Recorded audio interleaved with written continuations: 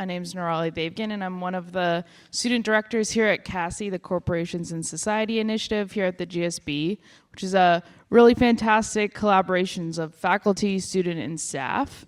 And our focus is on governance issues, mainly meant to ensure that all institutions work for society, a very exciting topic in today's world.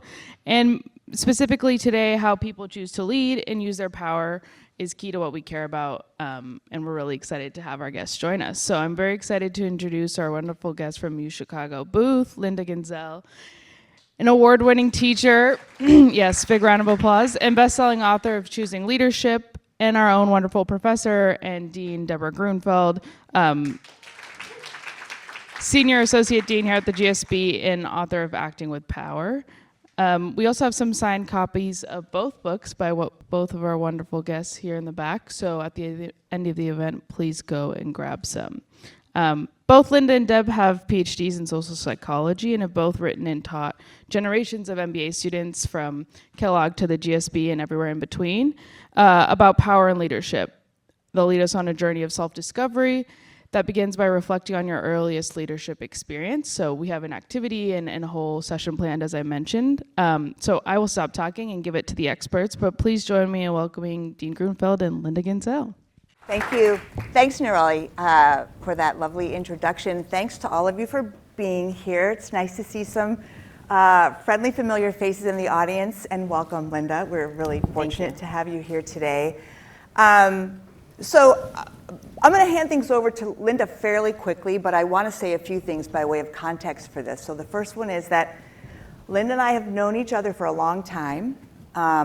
We met about 30 years ago on what I believe was my first day as an assistant professor at Northwestern. So at the time, Linda was an assistant professor at Kellogg. It was either my first day or my job interview, I'm not sure. But the senior faculty in my area had it on their agenda that I needed to meet her. And so they ushered me down to her classroom where she was teaching the core class in organizational behavior, and they said, "This is Linda Ginzel. She has a background like yours. She's a psychologist.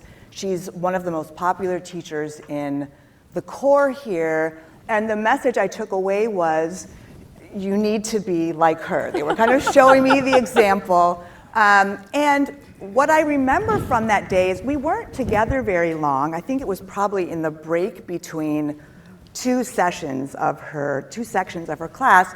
As she started to just talk to me for a few minutes about her approach to teaching. And I was like, all ears. I don't have an MBA. I don't have anyone in my family in business. I was entering into a business school environment. I had no idea how I was going to approach the topic of teaching, people how to grow as a leader or anything else. And she said a few words, and then she said, for instance, today we're talking about norms and organizational norms. And so the way I approached this topic, and she climbed onto a desk. So like you guys all have desks in front of you. The way I approach this topic is I ask the students, and she's walking across the desk in front of us, stepping over our books, and we're all like back in our seats like this. The way I approach this topic is I ask the students, how do you know what the norms in your organization are? And they're scratching their heads, and what she's demonstrating very vividly is that you learn about the norms in your organization when somebody violates them. She's walking on the desks, climbing from one row to the next is the way I remember it. And I mean, this was like a minute or two. I never forgot this. 30 years later, I never forgot this, which is just a testament to the impact of this person in the classroom and the leadership and really creativity that she brings to the way she approaches topics. So, meanwhile, lots of time has gone by. We're on our separate paths. She's at University of Chicago. I was at Kellogg for a while before I came here, and we're both tasked with, in our roles, developing courses and curricula for students to approach the challenge of leadership development and how to grow as a leader. And if you look at our two books, you'll see we both kind of figured out how to do it in a way that made sense to us. The books look very different, but there's a very common undercurrent in our books, and we discovered this when we started getting ready for this session, which is that when you are dropped into a business school environment as an outsider from another planet, which is what happened to me, and I think it's kind of what happened to you, you notice things that other people take for granted. So one of the things we notice is that the typical way of approaching leadership education or leadership development is to have people look at other leaders and try to learn from them. So we have this a lot here. We have the view from the top. We have, classes that are taught by amazing leaders and alums of the business school. We use the case method here, where you study specific people and try to take lessons away from looking at how other people do things. So it's kind of like an outside-in approach. And I think what we have in common is this perspective that if you want to understand leadership in a way, and leadership development in a way that's different from management education or learning how to gain and use power, you have to start by becoming not more like someone else, but more like yourself. You have to start by knowing who you are at a very deep level. What are your natural instincts? What are the things about you that lead you to see the world in a way that's unexpected to other people or doesn't make sense to other people? And it's that knowledge of yourself, I think both of us feel, is the seed of your great leadership. So it's a theme that I'm very excited to see. She's going to take us on a journey of discovery. If you want to know yourself better, you have to look more deeply at yourself without judgment, and just see what you can learn from your own behavior. So that's what we're going to do today. Let me turn things over to Linda, and I'm ready. Oh my gosh, I'm so amazed. She has not told me this story. I cannot believe that you remember this 30 years later. I'm very clearly. I'm very honored. Yeah, so Anat wants me to tell you that my first job was at the Stanford GSB.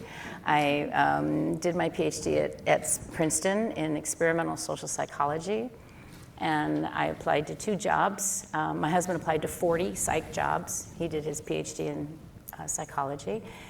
I applied to the 2 business schools that advertised for social psychologists, Columbia and Stanford. And I chose Stanford, and my first job was here, and I met Anat when I was a young assistant professor, and she and her husband David adopted me, and they're still to this day cooking for me and taking care of me, and I'm very grateful to you. Thank you, Anat. I'm excited to be here. I feel like it's a dichotic listening experiment because I hear an echo as I'm speaking. I'm going to try to ignore it unless somebody can stop that. Thank you. All right, so here we go. That's much better. Thank you. So here we are. I loved Deb's introduction about this, and I think that I'm not going to introduce more. We're just going to jump right in, all right? So I used to be a corporate trainer, like a talent developer. I took a break from graduate school, actually quit graduate school, and I went to work as a corporate trainer, and that's where I learned how to teach adults, and that's where I learned that adults only learn what they want, when they want, how they want, and that's where I learned how to teach in a more facilitative versus more lecture-based way, which is, lectures are important, but I help people to collect the data of their own experience and to process that. So we're gonna do a workshop today together, and my approach is called individual written reflection and collective wisdom, and we will practice that approach today. And if you already have Deb's power book, I would have you select my book. If you don't, you should definitely take Deb's book. But what I'm going to do is introduce you to my approach, which is, and we'll practice it today. So Deb has graciously, what's the word? Agreed to, consented to, be the demonstration for this. So you have a handout on the desk in front of you, and you're going to use this, and you also have a green pen. I can tell you if we have time about the green pen. Okay, I'll tell you very quickly. It's why I'm wearing green. You see, I'm very on brand. I give all my students a green pen and welcome to my classroom. Because I want you to collect the data of your experience. We're going to do that today. I want you to be your own coach. So, for example, I used to teach negotiations, best course on the planet. And I would have my students prepare in writing their preparation, and then they'd go to their negotiation with their green pen. And in green ink, they would give themselves feedback like, you know, I thought this would work, didn't work, try this next time. Oh, great job, do this again.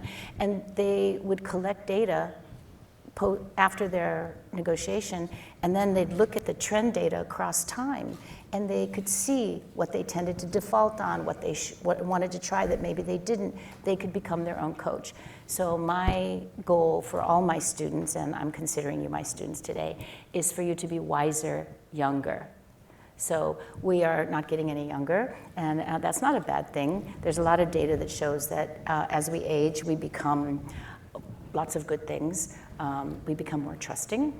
We become better perspective takers, which is a really important skill for problem solving. We report being more satisfied with our lives, and I don't know if that's just that we lower our expectations or our threshold, but I'm having the time of my life. I have a 30-year-old son, and he 33, and he told me, you know, Mom, these are supposed to be the best years of my life. And I'm like, no, Eli, these are the best years of my life. I'm living the best years of my life. So, but my hope is that you will be wiser at a younger age. And I believe that I can help you do that even in the short period of time that we have together. So that's my hope, that's my promise, and we're gonna go ahead and begin. So first, I would like you to think about your earliest leadership experience. So one of the things that I try to do in my classroom is help my students come to their own definition of leadership. Now, some people have thought about their definition. Some people borrow other people's definitions, which is fine. Some students tell me they need to fake it till they make it, and I'm like, okay, but don't fake it too long. You know, you got to figure it out sooner. So the book really, and my leadership class, takes students on a journey to discover their own definition of leadership. And we do it in a variety of ways. And one way is through this activity that we're going to do today. So this activity has more to it than on the surface. On the surface, it's what's your earliest leadership experience. But there's more to it, and we'll get to that, okay? So right now, I would like you to think about, it doesn't have to be your earliest, but an early leadership experience. And you're not gonna write it down yet, but you can think about it.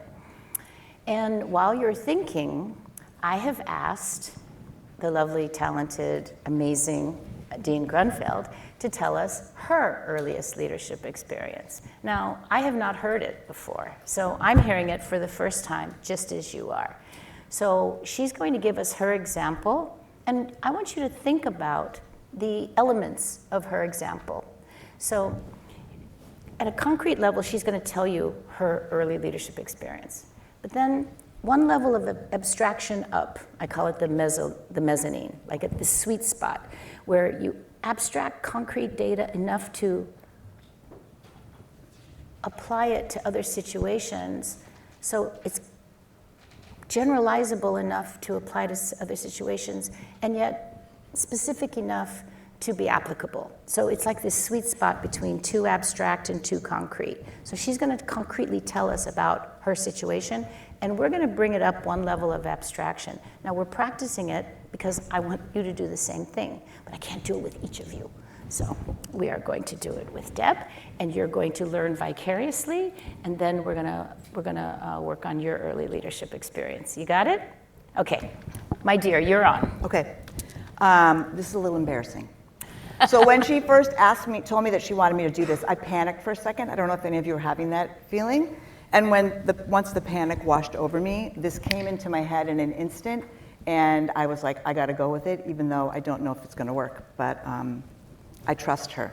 And I trust you with this slightly embarrassing story.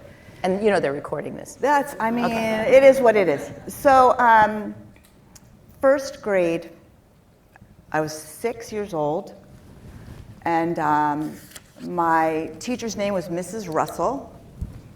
there were probably 22, 24 kids in the class. And we had this thing in our class where as each month ended and the new month started, we were given these identical posters of a picture that we had to color in, and they got posted in the hallway. So an example would be, like, there's this expression, April showers bring May flowers. So some of the kids were coloring the exact same picture of flowers, and some were coloring in rain and rainbows.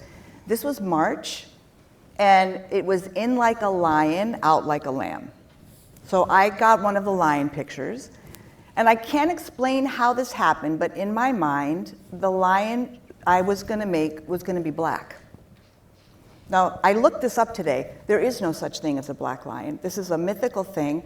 I don't know where this came from, but I was 100% sure it was the right way to approach the task I was given, and I started to color it in. And I probably saw other kids were using yellow and brown, and I don't really know what I thought of it. I saw the teacher come around. She was very disapproving. She gave me like one of those looks, again, another thing I never forgot, and this is like much more than 30 years ago.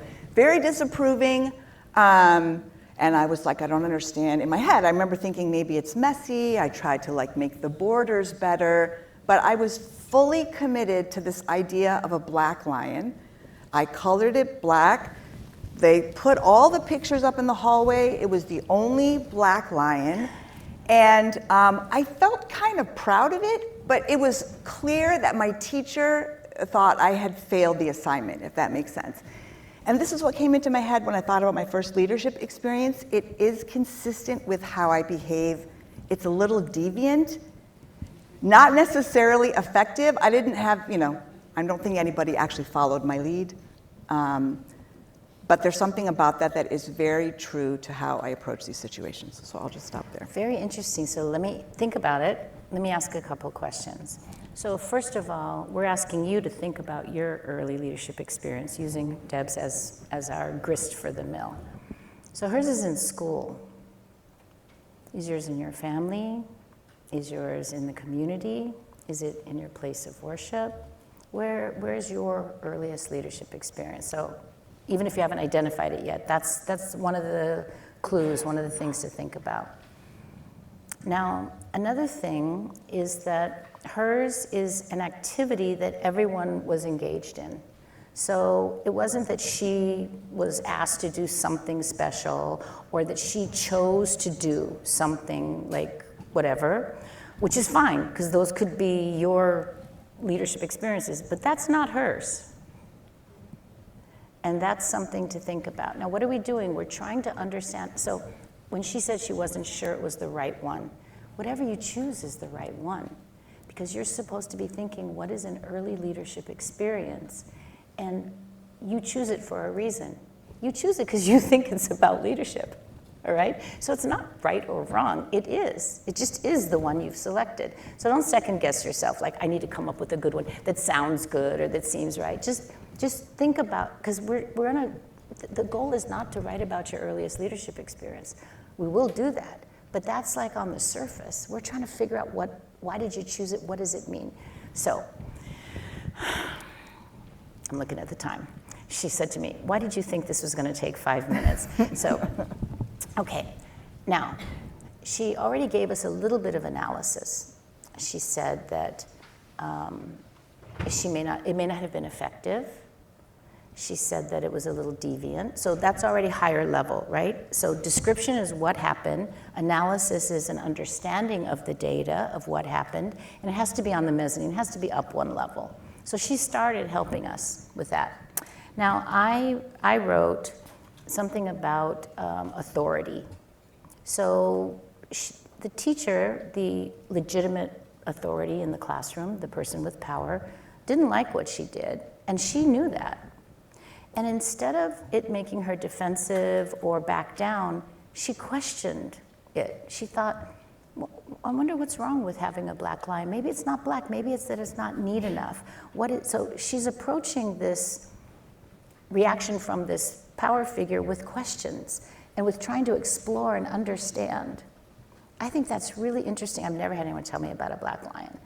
So her reaction to the disapproval has something to do with why she chose this as an example of an early leadership experience. And I don't know yet what it is. And you're not going to know by just talking about your early leadership experience. But it's a step in the direction of figuring out what it is that makes you stand up, take a risky choice to change the future, which is how I define leadership, okay? Now, you don't want to do that too often, because you're going to wear yourself and everybody else out. And so it's not like we need to step up all the time. But when you do, why do you do it? What if leadership is a behavior, which is an assumption that I make, and you choose your behaviors, instead of what is leadership or what did you do, when did you choose to lead? When? So that's why we're doing this story. Now, do you have any other, so you said that once you said it, you realized it was a leadership experience. What did you learn about yourself in doing this? So the thing I learned about myself is that if I look at I don't think of myself as a leader. I think a lot of people have to. I just don't think of myself as a leader. I didn't think I was going to be able to come up with early leadership experiences. But once I thought of this example, I zoomed out and I thought, you know what? I can kind of own that I'm a leader in my field. That's how I ended up here. I'm a leader in my field because in research, I don't follow the paths that everyone else is on. I look at the things other people are looking at and I see them differently. And then I write papers about what I see. And I don't think about whether anyone's gonna applaud or boo, and I don't think about how many citations I'm gonna get, and I just don't think about it. I have a vision and I execute on it. Some of the things I've written, maybe 9 people have read them. Some of the things I've written opened a door and a lot of people came through.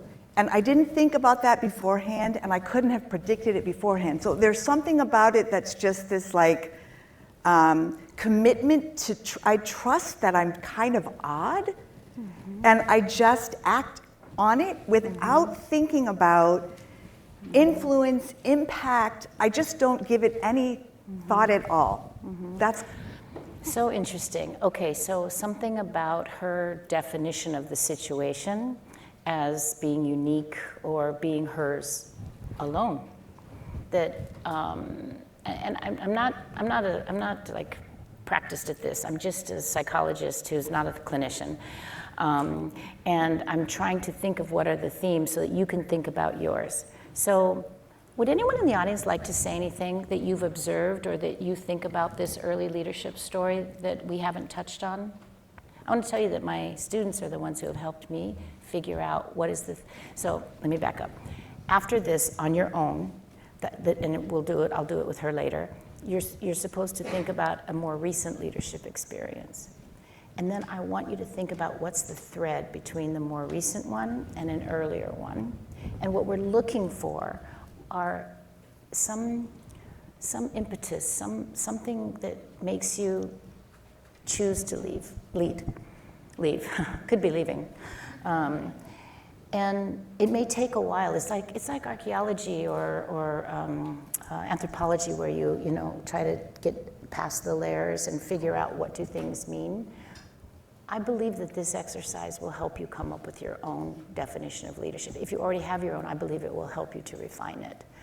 My students have helped me over the years, and there's something for me about, I hate waste. I hate wasted potential, I hate wasted resources, I hate wasting time, and almost every time that I have stood up and made the choice to lead, it has been to make something that is already happening durable, or institutionalizing it, or making it available to more people. I don't create anything new. I just take what's already been doing, but nobody knows about it, or nobody is taking advantage of it, and I can't stand that. And now that sounds really low level. That doesn't sound lofty about what I think is the core of what makes me lead. But I think it has something to do with that, and I still haven't figured out exactly what is that thread. But we'll work on Deb's, but now we're going to work on yours. So here's how it's going to work. my approach. Let me look at my time. Not bad, not bad. Okay. Individual written reflection. You have a pen. Oh, I never finished the story. Green pen. Why green? Pablo Neruda, the Chilean poet, he said that he wrote his poetry in green ink. He won the Nobel Prize in Literature. He wrote poetry about love and social justice. He said he wrote in green ink because green is the color of esperanza. Do you know what esperanza means in Spanish? Hope. Green is the color of hope. And I give all my students a green pen with hope, that it will help you to collect the data of your experience. It'll help you to become your own coach, to be wiser at a younger age. I always tell my students, if you don't write it down, it doesn't exist. Now, you can't write everything down, but you have to decide what's worthy of capturing, what's worthy of further articulation. So I hope that when you look at the green pen, you'll be reminded of this opportunity you have to collect the data and be wiser at a younger age. And we can all use more hope. So the green pen is an opportunity to use hope. Now, you have a green pen, and I learned that people don't bring paper anymore. So that's why we gave you the handout. So the method, and this is just the intro to the exercise in the book, which we did better than that anyway. So the next page, there's a blank sheet. Now here's what you're gonna do. Here's what we're doing for the next 10 minutes. 2 minutes, and I'll do my, you see how on my phone I have the cover of my book? My kids are like, Mom, most moms have their kids on the cover of on their screen. And I'm like, yeah, well, it's like a kid. I mean, isn't a book like a kid? Anyway, so every time I see that, it makes me laugh. All right, so 2 minutes, quiet, individual, written reflection. You're gonna sit, I'm gonna give you 2 minutes, and you are going to write. You can write bullets, you can write sentences, you can write whatever. I want you to identify an early leadership experience, write out the description of it the best you can. After 2 minutes, I'm going to give you 6 to 8 minutes of what I call collective wisdom. So you will turn to the people around you, 1 or 2 people, and you'll tell each other briefly, because you don't have a ton of time, and it doesn't take a ton of time. You can get a lot done in short, pithy bursts. So you each tell your story, and then do kind of like what we did. Why do you think? What do you think? I can maybe give an observation to her that she hasn't thought about because I'm outside of that situation, just like you are. So you can help each other, you can coach each other. And I call this collective wisdom because it raises everybody up. So what will happen is that your people you talk with may give you something to think about that you hadn't thought about that is conveyed by your early leadership experience. And you should write that down. You should write it down, because if you don't write it, let's repeat after me. If you don't write it down, it doesn't exist. Let's try it again. If you don't write it down, it doesn't exist. Lovely, perfect. So if you don't write it down, it's a figment of your imagination. But if you write it down, you may not refer to it. It may not help you be wiser, younger. You may mean nothing, but it might, and you don't know that. So make sure that you capture the experience that we have. I'm gonna give you 2 minutes now, quiet, individual written reflection. You gotta write it down. I don't care what you write, but you gotta write. Okay, 2 minutes. Oh, isn't that cool? I love that. I love that ringtone. Okay, that's it, time's up. Now, that's the first part, individual written reflection. As advertised, I'm gonna do 6 minutes. We're gonna leave 10 minutes for questions. So we're gonna be finished in 6 minutes, so it's gonna be great. So 6 minutes, I'd like you to talk to your neighbor and see what you learn about your early leadership experience in yourself.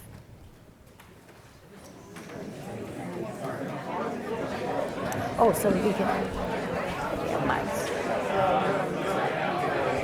Ask him to cut our mics. So tell me what if you want to tell me this? I mean, He cut our mics. Sure. I mean, it's the way. We've got the time now, so please come back together. So one of the things that I really want is I want people to teach and learn together. I want people to realize how much, so I call it leadership capital, like to play off of human capital and organizational capital and social capital.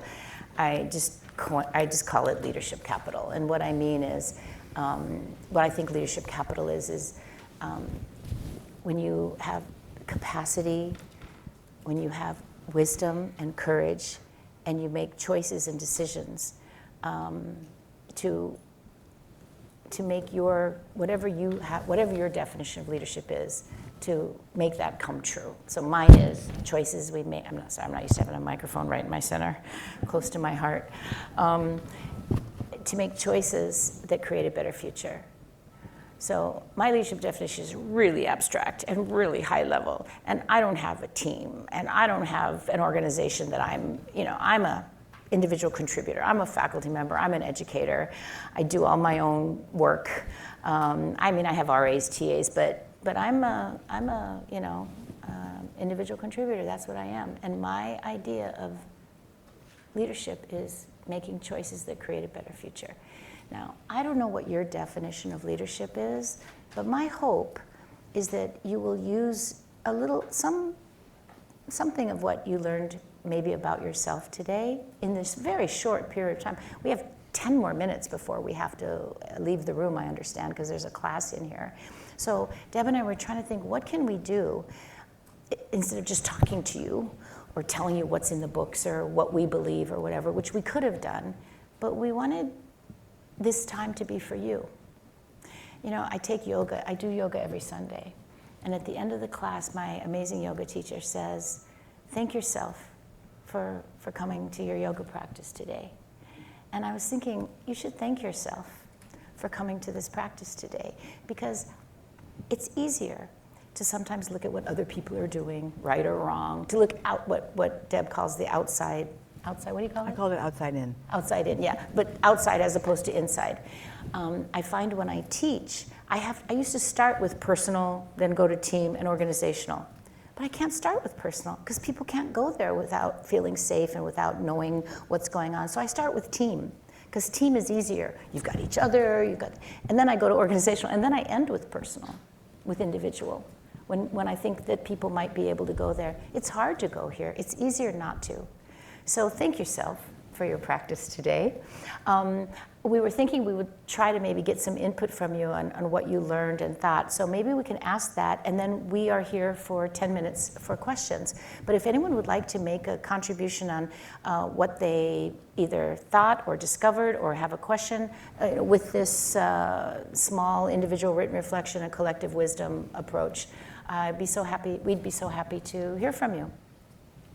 Yes, and tell us your name.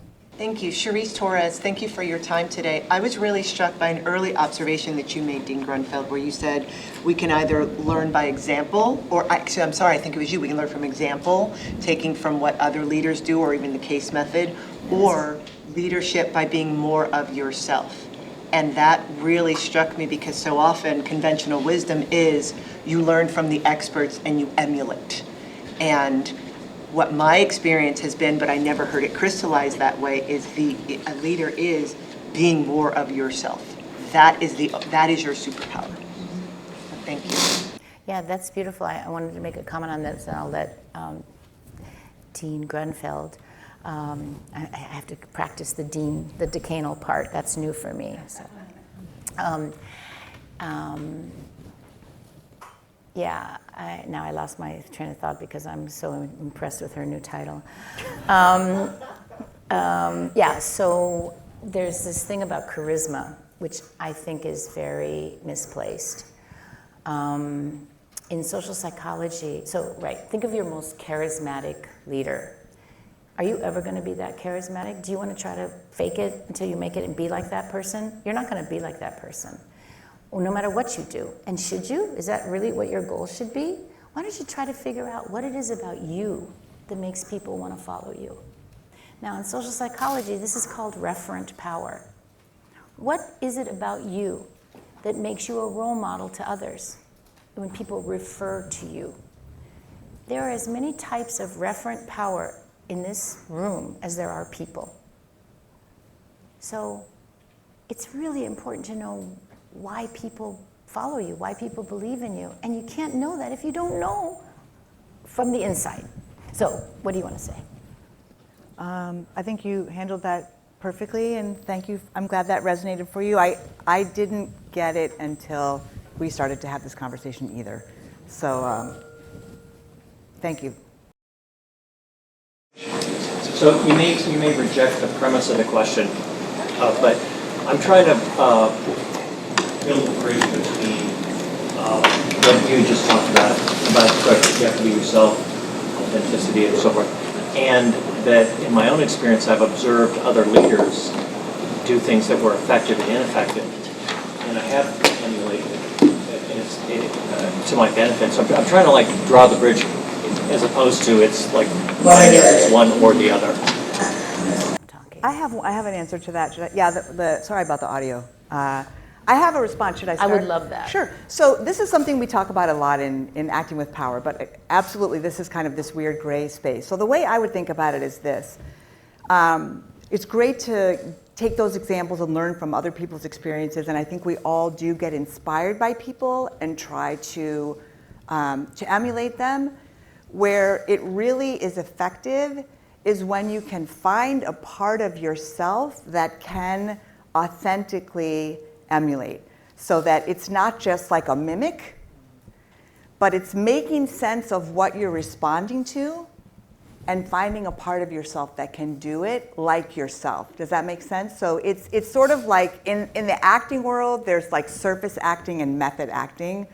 This is more like, unless it's coming from some place that is really you, it's not going to land the way you want it to. That's how I make sense of that. I don't know if it's helpful. I think it's about learning. I mean, if you learn, that's role models are people we follow because we want to be like them.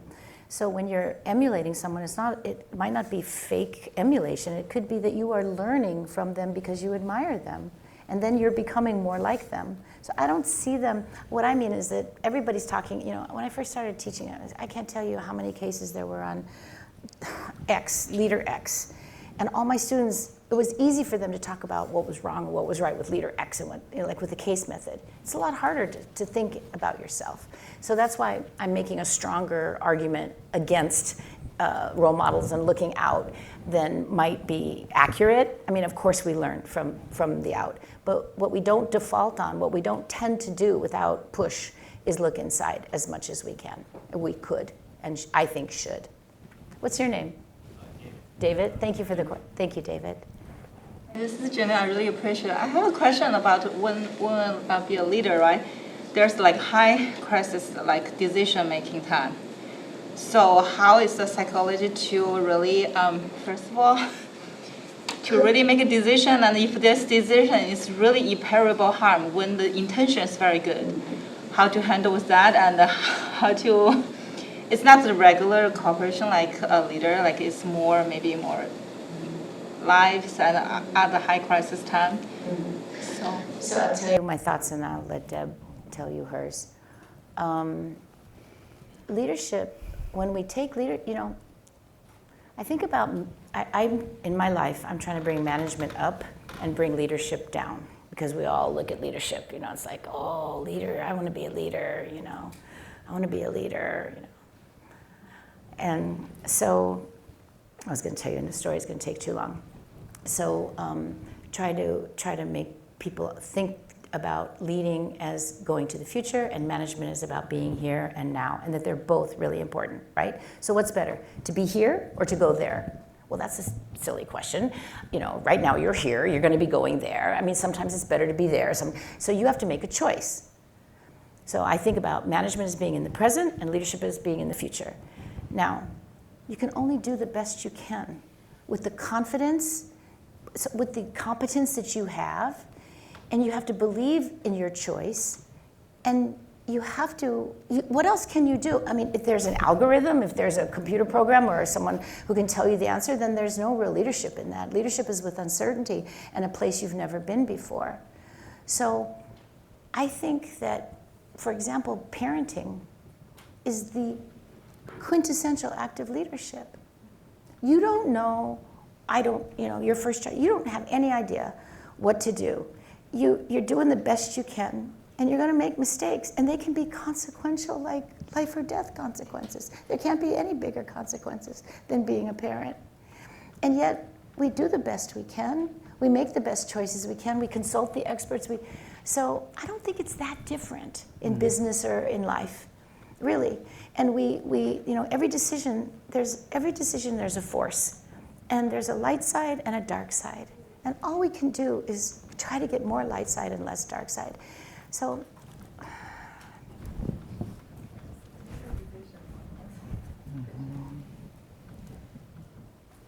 Do you want to call on people? No, I'm just keeping my eye on the clock and Okay. wondering. Do we have one more? Are we finished, or can we have one more? I see a lady right behind you with her hand up. My name is Loretta Liu, and my biggest takeaway is first we need to know ourselves to be a better leader and make decisions from today's sharing. Thank you so much for that. And I would like to ask for both of your advice, because from my observation, some leader, they lead in a very aggressive way and someone lead in a very gentle way. And what is the best way to observe ourselves to figure out what is the best fit of style of leadership, and that may generate an influence to the team and the results? A lot about power. Yeah. Sure. I think the question, I hope I get this right, is that as we're trying to know ourselves, there are one easy distinction a lot of us make is there are people who choose to lead in a very aggressive way, and there are people who choose to lead in a very gentle way. And I think she was asking about how do you deal with the combination of natural instincts and knowing that sometimes you need something else. It's a great question. What I'm going to say is a little bit like what I said to David a minute ago. So I do think it's very important to understand your own comfort zone, what comes naturally to you, and to understand why that's a choice that you trust. There are probably very good reasons for that. There may also be reasons that are not so good. Like sometimes we're just really afraid of the alternative. So people who feel very comfortable in a gentle way are terrified of being aggressive. People who are very aggressive are terrified of showing up weak. Those are reasons to push at the edge of what's comfortable for you. And part of the journey is being able to recognize through experience that certain situations may call for things that don't come naturally. And the way I would say to respond to it is you have to try to find some instinct in yourself that will enable you to do something that's outside of your comfort zone. And it's not as likely to be effective if you just try to do what you saw, your dad do or the president do. You know what I mean? These are things that you can't just authentically and effectively take from the outside. But it's, if you're a gentle leader, is there some part of me that can be more firm, that can put more pressure, that can take, be a little less giving, whatever it is. I'm just starting with that one. Very useful to understand what your strength is, why you're leaning on it, and what it's buying you. I'm sure if you've been doing it, it's because it's successful for you. Mm-hmm. And then the question is, can you dig a little deeper and find some part of yourself that may be terrified that can show up when you need it to do something else? That's beautiful. I'm going to let her have that last word. Thank you very much Thank for you. being with us.